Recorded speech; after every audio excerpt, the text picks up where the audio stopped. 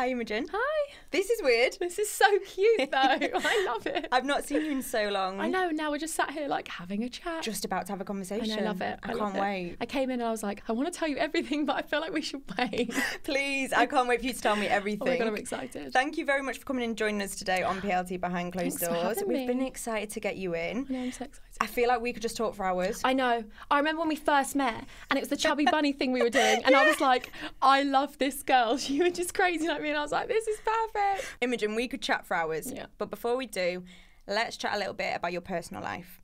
So on your YouTube, you have shared some pretty big topics. Yeah. One being that at around 13, 14, you suffered from alopecia. Yes. And that was at a time when you were yeah. being severely bullied, to what I Yeah. understand. Tell me a little bit about that. Wow, yeah. Let's go in. Let's go heavy. That was something which was extremely difficult. I think more for my parents, because at the time, my parents knew a lot more than what I knew. I didn't really understand the feelings I was having. I was 13, 14. I look back now and think, geez, I wish I could understand what I understand now. Because at 13, 14, I had, very large patches, which I was losing hair at the sides of my head. So I was a dancer. I grew up dancing. My hair would be put up in a bun. And as you'd scrape up to see it, you'd see these, patches. And my mum would be there trying to put makeup on it and trying to help me as much as I can. But it knocked my confidence massively. But then again, I think it's made me who I am today. And it's made me grateful for everything I've been through, because I think I'm happy where I am. I'm so happy where I am now. And I look back then, I think maybe I wouldn't be as happy as I am now if I didn't realise how dark things can get sometimes. Thank you for sharing that. It's, you've obviously been through a really rough time with that, but something good is coming out now. Yes. Tell me what's happening with you. I'm engaged. Let I me feel see like the you haven't ring. seen the ring. Yeah. Oh my God. I need to get it resized though. So when we were in Australia, it did actually fit me because I was swollen from the heat. And then we've got bet. back now and it's a bit, but we need to get it resized. But yeah. Oh my God. Just tell me a little bit about the engagement. So I watched your YouTube vlog. Did you? I watched the Thanks. proposal. I cried. I can confirm. We cried watching it back. Oh my God. How was that for you? Wait, right, hold on actually. First of all, Okay, yeah. you were in the car Yep. and you were filming on the day because you were going to the beach. He was being so Yes. strange. And I feel like I never ever thought we'd be getting engaged. But I thought he was just annoyed at me or something. I was like, have I done something wrong? Because we were on an island. We're on an island called Gari Island. And it's actually in the shape of a love heart, which is amazing. That's and we so went nice. we went to this island and I hadn't washed. I hadn't had my hair washed. I stank because we were literally camping. Like when I mean camping, I've never been camping, but there was actual wild dogs that could actually get into your camp. Like you had to have like barbed wire around your camp my because they God. could do something to you. Like, I don't know, they like eat people. Like they're horrible. And it was really, really hard because I was obviously thinking I didn't really feel myself at that time. You know those days when you just feel like I just want to look in a mirror. Couldn't look in a mirror. No mirrors, couldn't do my makeup, couldn't feel, attractive. Sometimes when you feel like I just need to put a bit of lip gloss on, I feel fine.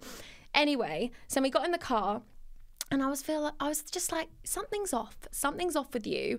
And I couldn't work out what it was. And he was just, he can't hide anything from me, but he did manage to hide that. Like, we lived together and he hid an engagement ring from me. I don't understand. He told my mum, he asked my dad. Yes, like, I'm that's like, how did they not tell me? Because they're blabbermouths, like they'd tell anything. How long did they know for? My mum knew longer than my dad. My dad Wow. got told at Christmas. Yeah, my dad got told at Christmas, and then my mum got told maybe a month before. So normally my mum definitely gives things away, but she did say to me, she said, because he kept saying to me, when we're away, like, I want to give you like a cute little present. And I was like, oh, like from us going away for a long time. And he gave me a really lovely Christmas present. So I felt like, don't know what could top this Christmas present. Like, this is such a thoughtful Christmas present. And Mum said to me, I said, Mum, he's not getting me like a promise ring or like something like that, is he? And my mum went, no, just buy him something like a key ring. And I was like, what do you mean buy him a key ring? She went, well, because he'll get you something small.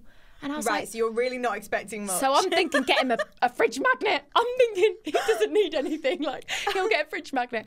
So then when it was building up, he was getting more and more awkward. And I was like, have I done something? Like, has someone DM'd me? Like, has someone, I don't know, like, I'm thinking, is something wrong? Yeah.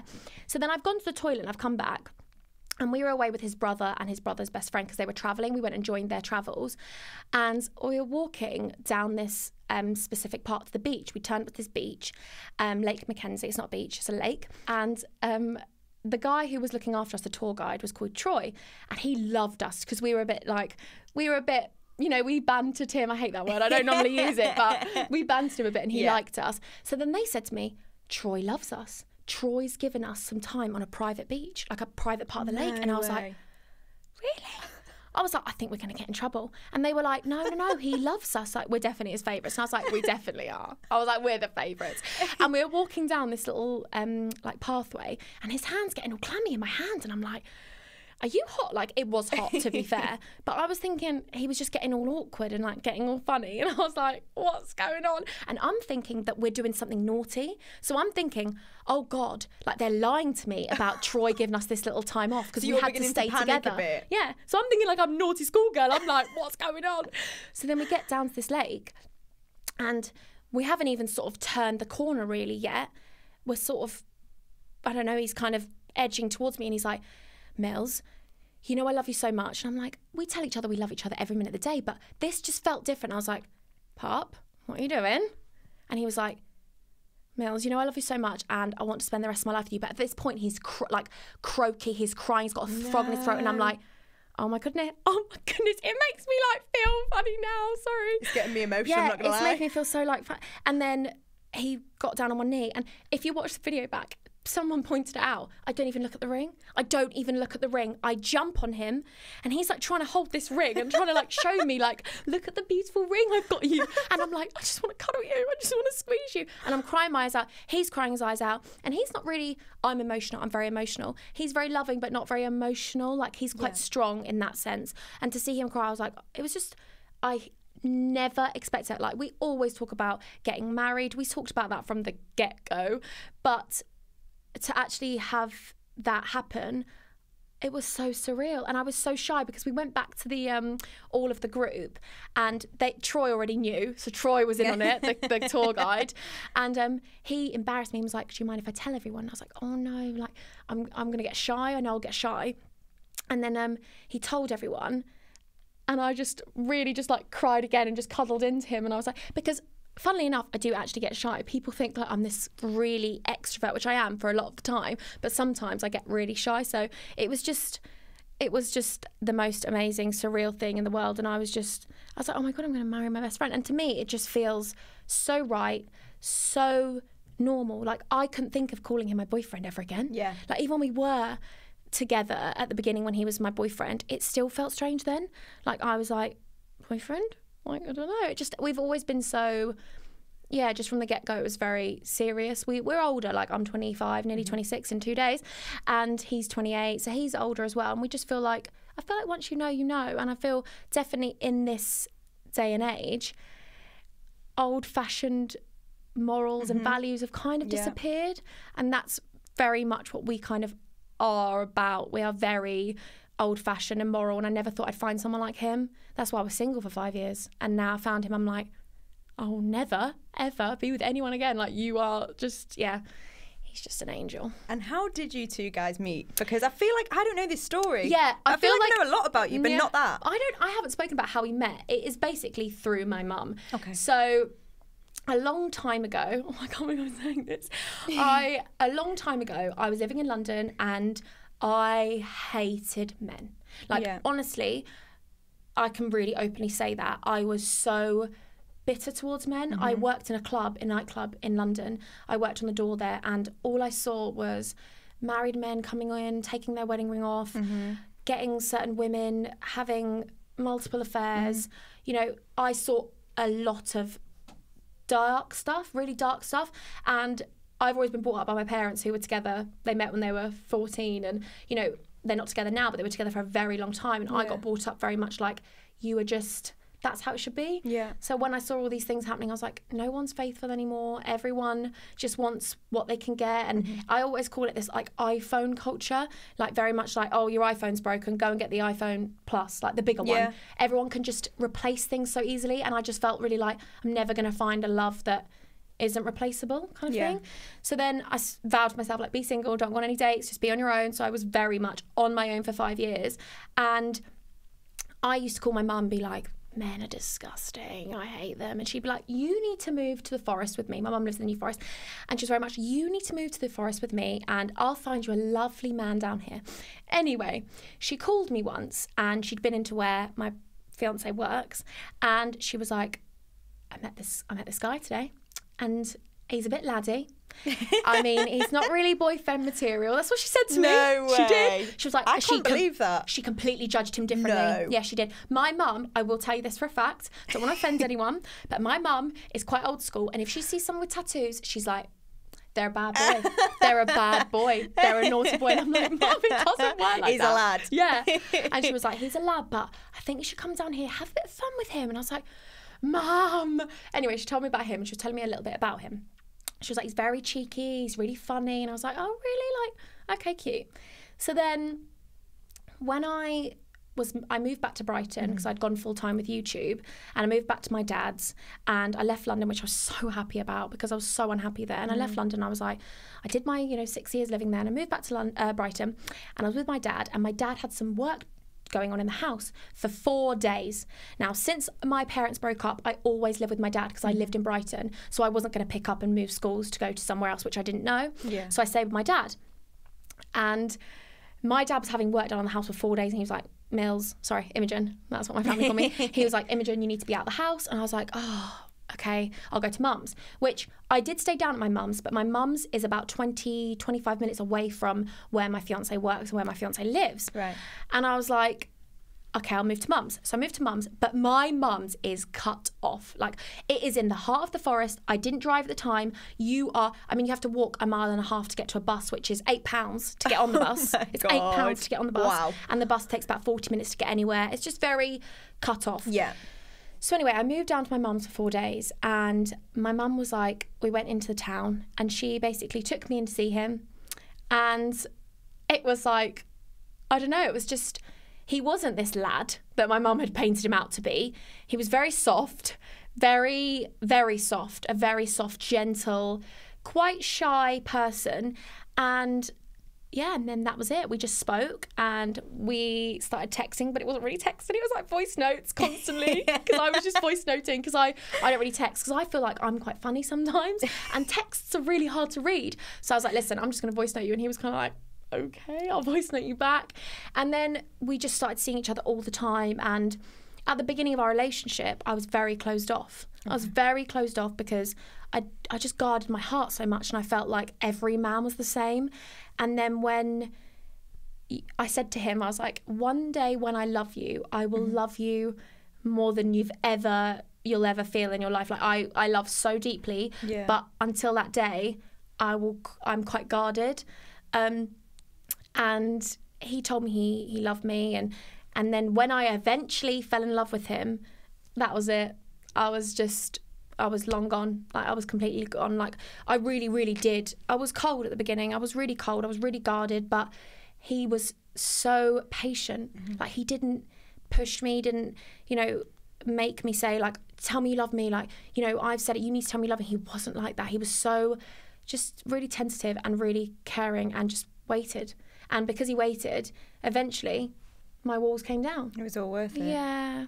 And what do you think it was that made you so cold and so closed off? You said you had your walls up. I know you have discussed this on some of your YouTube channels, but thinking to that situation then, what was it that you think? I guess because I'd come out of a relationship where I was just staying in the relationship because I felt like that's all there was for me. And I know that a lot of people I've spoken to have been through that, my fiance included. You are in relationships because you think, if I leave this person, I'm on my own. And being on your own is so scary to some people. And it really was to me. I was a very insecure girl growing up, and I felt like I needed someone to be with me to make me happy. And then when I was on my own in London, I got very ill and went into hospital.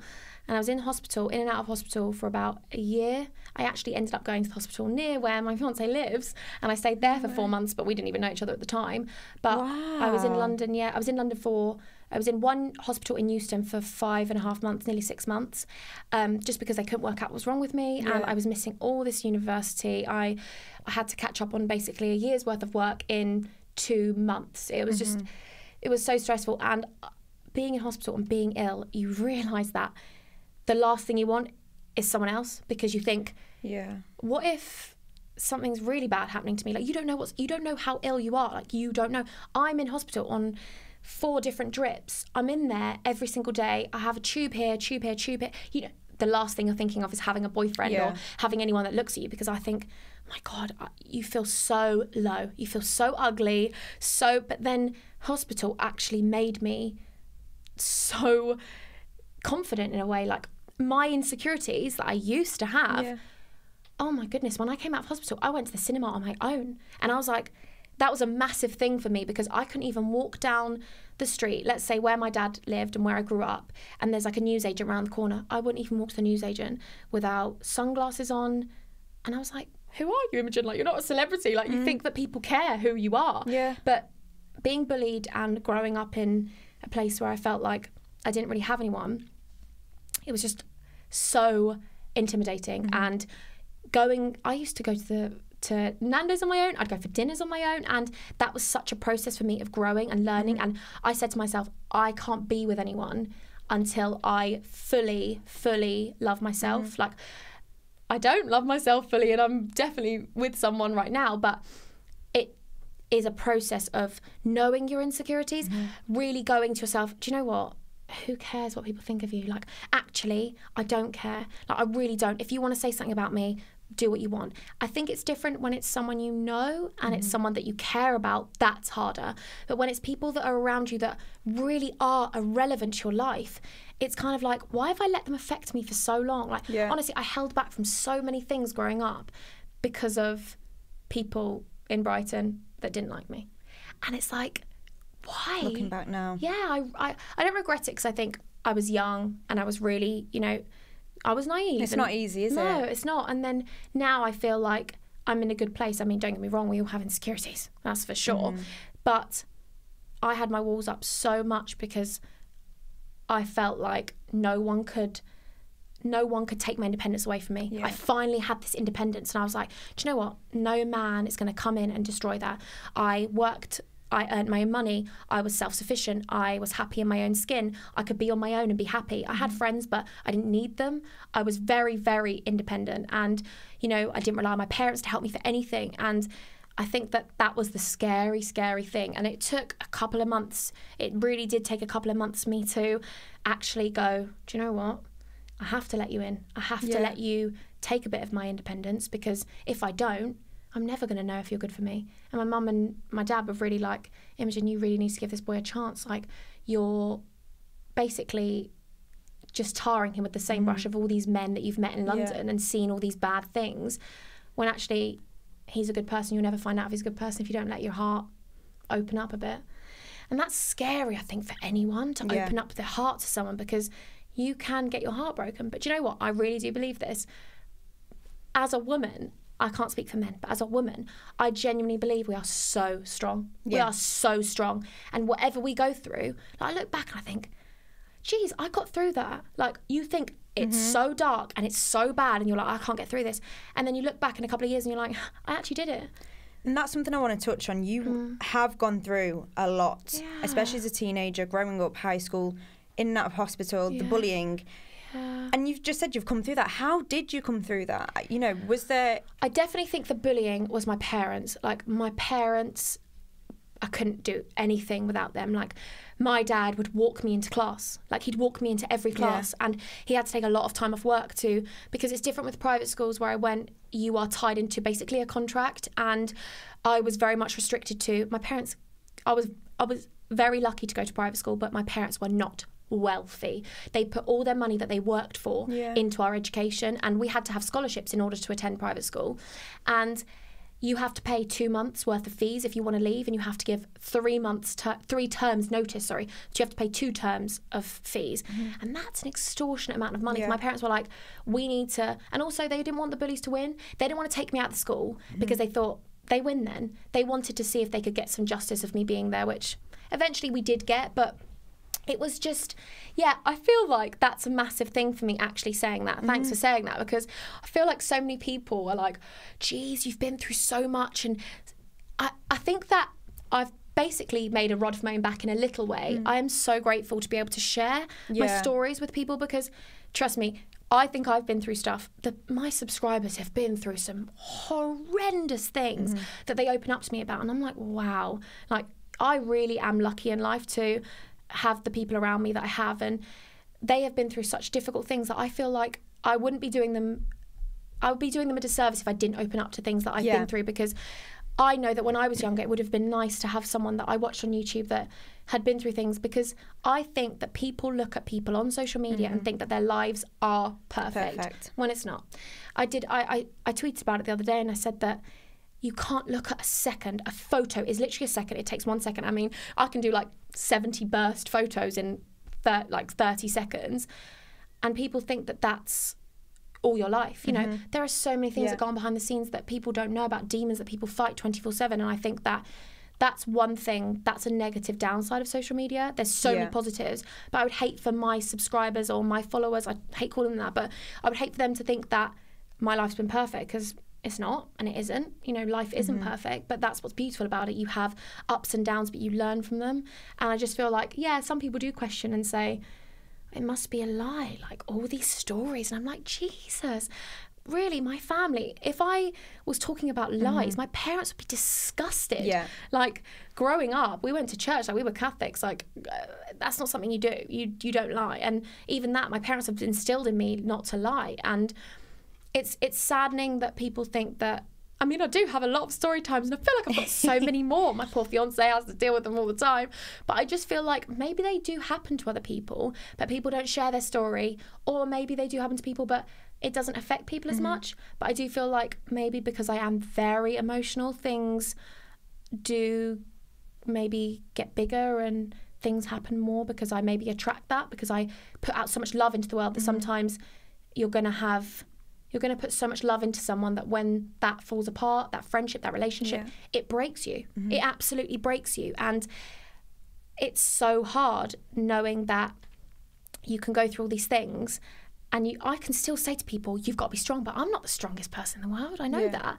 But I feel like if I can help one person, then, then all these things I went through are worth it. Exactly. And I think how we admire the fact that you speak about these things on your channel, because not only you're raising awareness, you're shedding light on subjects that some people might never actually get to speak about, and it's a positive message to be able to talk on social media and to use your platform for good. That's what I think as well, and that's one thing I really want to do this year. I want to work with more charities and stuff like that, because I mean, a lot of the like there's bullying story times, I gave all of the AdSense to the charity, although some of them got demonetized. I don't know why, but I was like, oh no, but I gave some extra money to charity. But like my other my story time about Me Too, the Me Too campaign, I gave all of that to charity, the AdSense. And I feel like I want to do more with charities, because they are raising awareness and they're doing that off their own back, and they're helping people. And I know a lot of people that needed charities to get through certain things. So actually that's one thing I really want to do. I want to do more work with charities, because it doesn't make me feel like a better person or anything like that, but it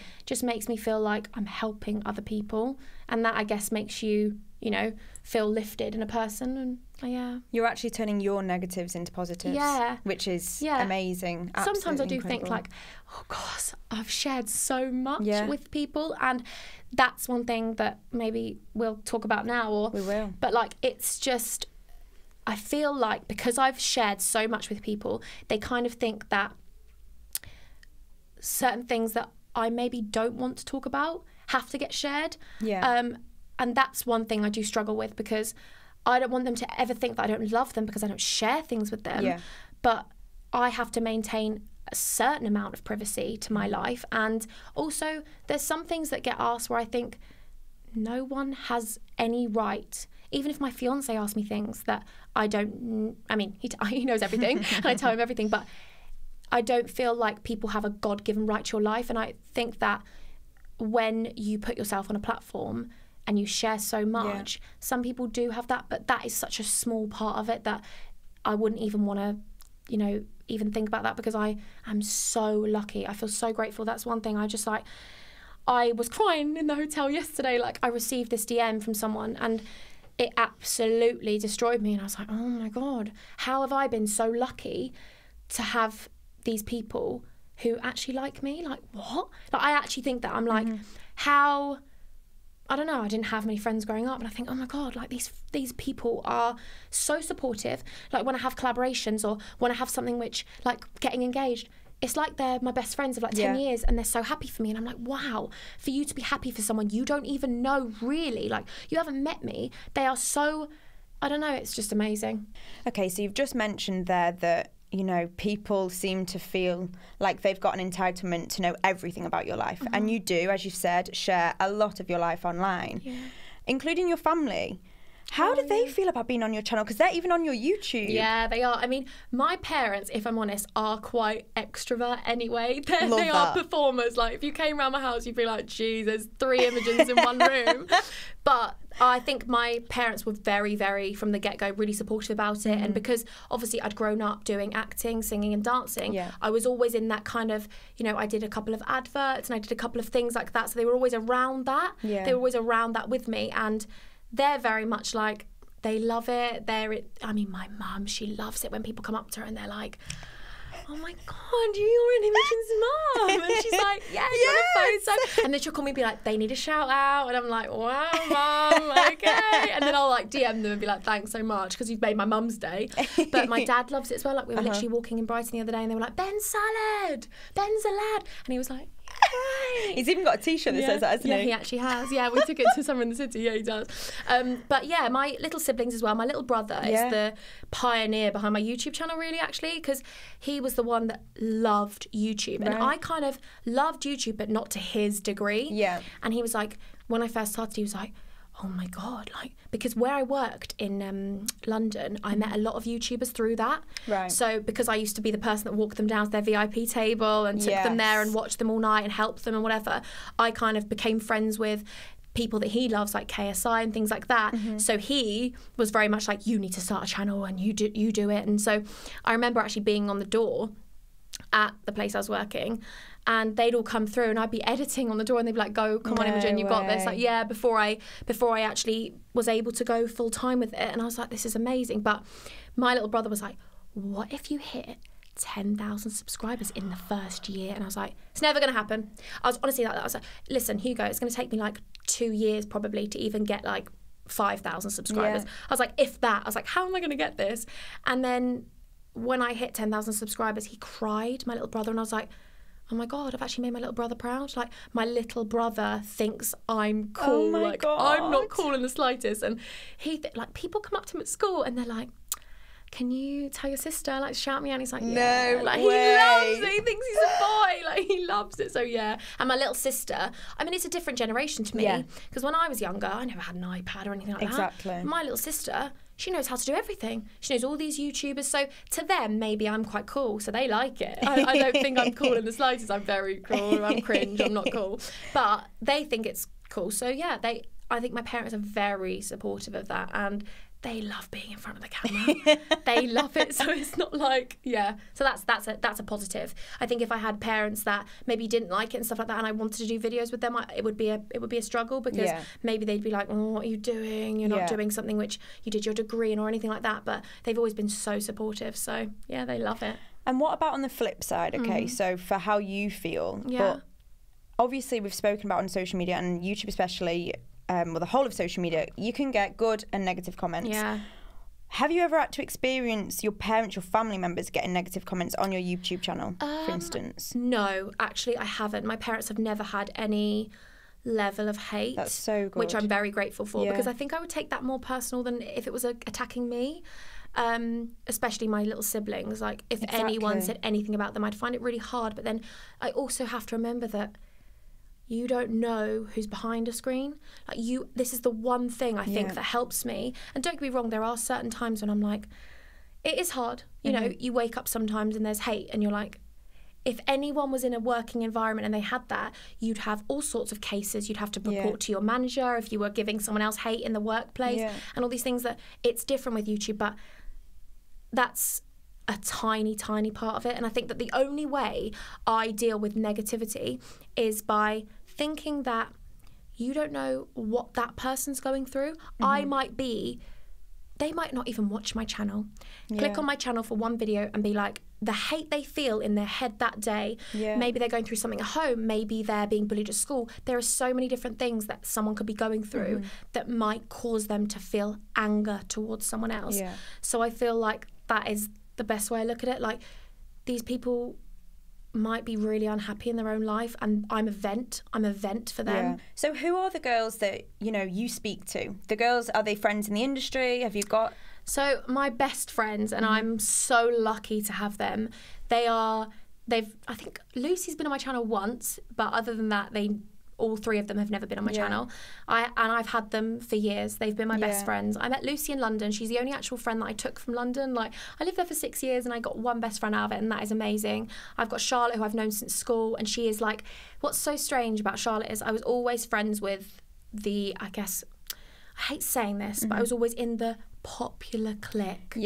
And every week one person would get pushed out and all these things, and I'd always speak to Charlotte. She was always on the outside of it, and I was always close with her. And then when we left school, I was like, you're my best friend. Like, you're actually my best friend. You're the person I turn to. And she was like, you're my best friend, and we've been best friends ever since. And then I have Benny, who is my angel. I love him so much, and he's been there since I was 13, maybe younger. So I'm so lucky to have them, because I guess it's actually nice that they're not in the industry, because I can vent whatever I want, and they are kind of so detached from it that they're like, they're my best friend. Like, there's no connections with anyone else. They're just me. But so I'm very lucky to have that. And also, obviously, my fiance is my best friend, because I mean, I wouldn't be getting married to him if he wasn't my best friend. He is literally my best friend. He knows everything. He knows me inside out, and I'm so lucky to have that. And I think that that's something that's so important. I think growing up, I always thought that relationships were this, you do this, you do this, you do this. But actually, you grow old together. You get wrinkles together. You go through so much together that you have to be best friends, because beauty looks fade. Like, you can't base a relationship on someone what they look like. I think my fiance is the best looking thing in the world because I'm obsessed with him. But that's because I love his heart as well. Like, we love each other so much that that's your best friend, you know? Like, you turn to them for everything and they've got your back, and that's something which I think he's learned as well, being with me, like, that I will always have his back. Like, I think that as a partnership, you fight each other's battles, and that's something which I'm so lucky to have found. So yes, best friends there.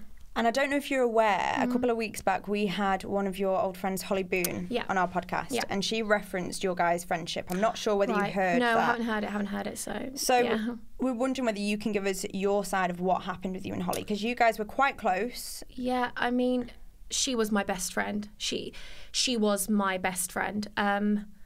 We saw each other all the time. If we weren't seeing each other, we were on the WhatsApp, on voice notes, loving life. And I guess, unfortunately, it's a very, very sad situation that, I guess if you learn from any friendship, then that's a positive. But any friendship that is no longer, whether you act like you don't care or not, it's a horrible and a very hard situation. So, I know she's doing amazingly, and she was definitely my best friend. So that's that. I appreciate you sharing that with us. I guess it's difficult having relationships with other girls in the industry, with other guys in the industry, because you're going through such similar things, but you have such different journeys. Is it hard? I think that is something that I will definitely learn from. Maybe like, I meet someone, I'm like, they're my best friend. I meet them, and I'm, when I love very deeply.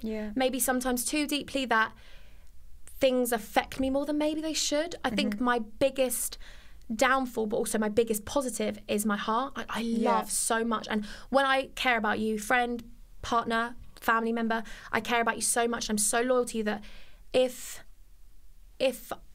I feel hurt, it affects me like 10 times more than it should. And I'm like, so maybe I have definitely learned that my friendships behind closed doors. To put it there. You go. Love that. My friendships behind closed doors are my friendships. Yeah.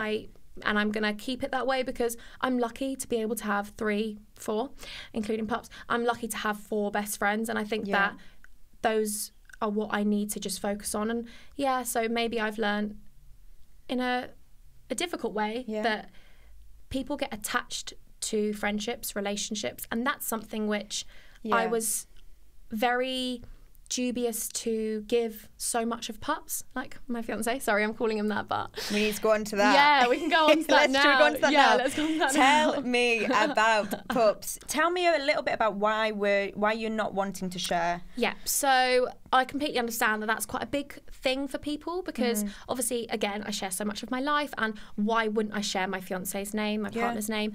But it was a conscious decision very early on to keep him, again, secret, for numerous reasons.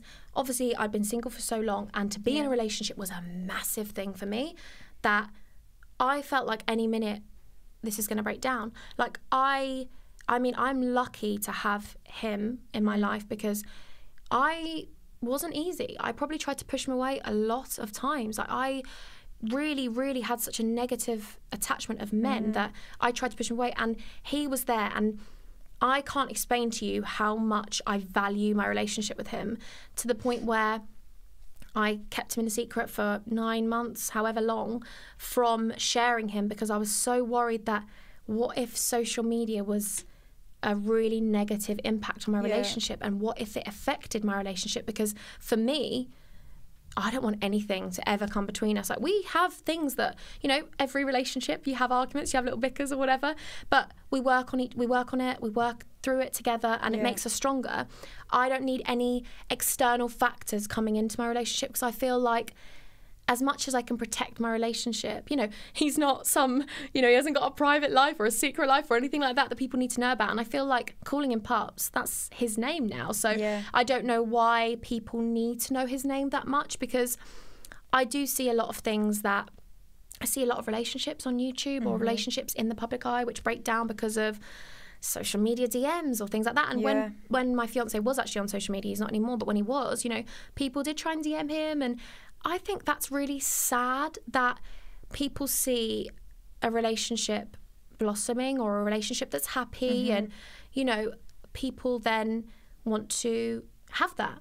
You know, oh, I know she's happy with him, so maybe I need to message him. And I think that's such a sad thing that is in people's heads. You know, if I see people kissing, like, I'm like, oh my God, don't get a room. Like, I love it. I love love.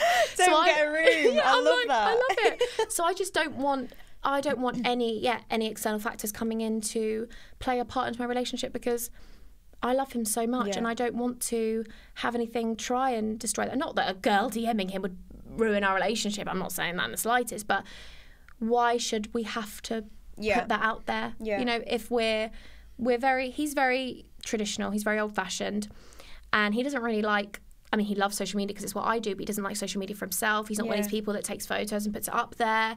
He's not one of these people, and I feel like, do people want to know his name so they can go on his Instagram to see what he puts about me, or what he's, you know, what he hasn't put about me, or all these things? It's like, that's why he doesn't use it, because he's like, I don't need that, I don't care for it. Like, I love you, I love your subscribers because they're so lovely to you, and that's all that matters. I think that we're very happy, and it works. So I think we can all appreciate that then, that you do want to keep, you know, something private to yourself. But I guess that is hard when, like we say, you do show so much on social media. Is there other things that you like to keep private, or is, you know, do you feel like you do give everything to the channel? There definitely are things that I like to keep private, definitely, because, you know, again, I feel like that doesn't make me who I am. Like, things, you know, from the past or anything like that, that's, I guess it's shaped me as a person, but it doesn't mean that it's embodies me. And I feel as though people constantly try and search for a negativity. Like, I am quite over the top. I talk a lot. I am quite extrovert. I'm confident in a lot of situations. I'm loud. I'm bubbly. I'm these things that I've always been. Like, my best friends know that from school. I used to call everyone baby girl princess. I'd be calling everyone all these strange names, and people would be like, you're too much.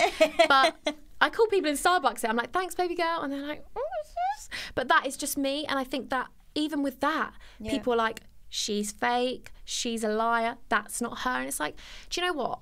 I mean, I think I'm a good actress. I did it growing up, and that's what I trained in. But I can act as Sydney or Michelle or whoever I'm acting as. I can't act as Imogen. I can't put on, you know, my fiance would be like, wow, you're really different online than you are at home, you know. And obviously there are some things which behind closed doors, I'm shy, I've got different things that I've gone through, different things that I won't ever share, and that's allowed. I feel like we are allowed to keep things to ourselves, because that's a part of me that my best friends, my family, my fiance get to see. Like, I am quite shy in certain situations. I get really awkward. I'm a bit geeky. I love Marvel comics. You know, there's so many different things that I have that don't get shared, which don't necessarily make up my whole, you know, foundation. So I think that is one thing that I did struggle with as well. People sort of saying, she can't be this loud, she's not that nice, she's not that loving. And well, I am. There are parts of me, I can be feisty. I think people think that I haven't got a backbone. I do now, I never used to, but I can stick up for myself, and that doesn't make me nasty. But yeah, I think that that's one thing that I've had to learn. And I think I'm grateful actually that people, you know, maybe try and accuse me of things, because I think, well, you haven't broken me down. I'm still the same person I always will be. And I'll always be probably a bit too naive, probably, and be this person, but I can't change who I am. And yeah, I think that there are definitely things that I just want to keep private. And where did the name Pups come from? I'm so excited. Yeah. Okay, so before I'd even properly met him, like we'd met, but never been on the date, it was just from the get-go, he was this soft puppy, and I was like, I don't know, like, honestly, my negative, bitter head was like, nah, he's not real. Like, these are just lines. From the first voice note he sent me, I was like, you're a puppy. And he was like, yeah, I'm your puppy. And I was like, oh my God, he's a puppy, and I love dogs. So we love puppies. Yay. Okay, and also I have heard, I've seen that there may be a joint YouTube coming. Well, so, that was something Let's discuss. Yeah, okay, cute. So we really did want to do something like that, because I've got so many moving vlogs coming up, which we'll probably talk about in a minute, So I've got a lot of different things that we film a lot together now, because we're always together, and I didn't know whether it was something that people would want, and they did say they wanted it, but I don't know whether it would be just worth it to just keep it on my thing, because then that might create more, you know, they might not watch this content because they'll go to there. So I was like, do I spread it out, or do I just keep it on one? Maybe it means more uploads a week, but that's fine. Because I've built up this really amazing family on YouTube, I wouldn't then want to separate that and then them not get an all-rounded thing, because I think with my channel is I don't really have a set thing of what I do. Like, that's one thing I really don't. Like, people do so many videos that are so similar, and that's their channel, and it's amazing because people come back and they're like, I know I'm going to get this from their channel. I think they're like, what do I get from her channel? Like, I do vlogs, then I'm like doing makeup testing videos, then I'm like doing 24-hour challenges, then I'm doing, I don't even know, like clothing hauls. And I think that's one thing I love, but then that's one thing I maybe don't want to just take the vlogs and put them on another channel. I feel like have them on, you know, my thing, because they've watched me grow from Mrs. Imogen hating men to now having a fiance. So I feel like I should keep it all there so that they can see my journey. It's actually a really nice journey, So you just mentioned testing makeup there, and I know it's been a big year for you for makeup. Really has. Just tell me what's happened this year. I don't even know, because I'm actually like shocked that this has even happened to me in the slightest anyway, because I'm like, I can't even really I can do makeup, but I'm not like you can. Amazing. I'm not amazing. Like, I've literally told my huns for like since day one, I'm like, I'm not, if you're coming to watch makeup tutorials, go to someone else, because they're so much more talented. But yeah, so I just brought out a collection with Lottie London. Congratulations. Thank you. Tell us about it, because we saw the big reveal. Yeah, so this for me is actually really special, because I met Charlotte, who owns Lottie London, before I even had a YouTube channel. Wow. So I had a blog, and I had 3,000 or 4,000 followers, and for me at the time I was like, this is amazing. And I got this email come through, and it was like, you've been invited to this bus tour with Lottie London. And I was like, wait. I think they've got the wrong person. Like, I was actually like, nah, I'm sure this is definitely not for me. Because I put makeup selfies on and would just like tag things, but I was so confused. And I said to my dad, I was like, and he was like, even if it's the wrong email, you go. And I was like, I'm going. And then I was around 4 other YouTubers. There was Freddie My Love. There was Chloe Morello, who had like 1.5 million at the time. And I was like, I was the only person who didn't have a YouTube channel. And I was like, what is going on? So anyway, it got to the point at the end of the day when I just became so close with them. And that's how I formed a really good friendship with Chloe. I know she lives in Australia, but she is probably the one person on YouTube that I really like, I love that girl. She's helped me through so much, and she has been such a good support. And so, because she's been in it for such a long time, she really helped me. So anyway, going off topic, sorry. I became quite close with Lottie, and they were like, you need to start a YouTube channel. And I was like, oh, I really want to. And Chloe was very much the riding force behind that. Wow. And that evening, because I was the only person that was from London, they were like, let's go out. And I was like, I can sort this out, because that's the one thing I was like, I can take us on a night out. Yeah. So I took us to the Box, which is quite dubious for some people. Like, it's an experience. It's an experience, but it's one that they never forgot. And Charlotte was like, Imogen, I will never forget that you took me there. So then a couple of months later, I'd started a YouTube channel, and Charlotte came to me and was like, can you do a testing Lottie London video? And I was like, oh my God, like, the fact that you want to work with me, I've got like no subscribers, I feel so grateful. Yeah. And she wanted to work with me, and she was so kind. And from that day, she was like, one day we're going to do something. And I was like, that would be amazing, because my relationship with her as a person, even through everything, even when the whole collab wasn't even a thing, she's been like a mum to me, like a really caring person. Like, I'll call her, I'll text her, and I'm like, the fact that I'm got Lottie London on speed dial, I'm like, what is going on? You know, like, I really think that life just pulls you to certain people, and I just feel so grateful. So when they came to me and said, do you want to do something? I was like, Jesus, yes, I would, so much. And then it was a long process. It's been about a year and a half that it's been going on. And at certain points, we didn't think it was going to happen, because it was meant to go into this store, then it was meant to go into this store, then that didn't happen, then it was meant to be bought online by this store. And it was very much, I'd go up to London and I'd be like, come out and be like, oh, I don't think it's going to happen, actually. Like, they're going to try, but maybe not. And so for it to actually be a thing, it's just amazing. And I know that this sounds really cringe, but, and like, maybe, I don't want this to come across like me being really like, they're amazing, but the products are actually phenomenal. And I feel so lucky that people they're affordable and they're good. And, you know, I haven't had to put my name to something which isn't good, because I have full confidence that when, you know, my audience get these things, they're going to be like, and they've said like, they're amazing. And so I love affordable makeup. I am Mrs. Drugstore right here. Love affordable That's makeup. what every girl needs in life. Yeah, I know. And that's one thing I struggle probably with Honey Cosmetics. Bringing out my own makeup was really hard, because I couldn't, well, obviously I've only got lashes now, but stay tuned, because there's, Oh, hold on. Yeah. We've got something else coming. Let's go on to that. As if I didn't want anything else this year. Like, are you all right, Imogen? Are you busy enough? Yeah, so I've been so grateful to have all the support from Honey Cosmetics, because everyone's just been so nice about the lashes. So there are some really exciting things coming this year for Honey Cosmetics, so make sure you stay tuned. So yeah. So not only have you had Lottie London, Honey Cosmetics, and now an engagement. I can't believe it. I actually, honestly, I'm so like in shock 24/7. I wake up and I'm like, oh my God, I'm engaged to my best friend. Yeah, I actually did ask some of my subscribers, and they DM'd me some questions, and it actually came up about the wedding. So if you want to hear more about that, then you can just stay tuned for the podcast. So exciting. Okay, so guys, if you would like to slide into Imogen's DMs, then click the link below. Thank you to everybody for watching, and we will see you next week. Bye. See you later.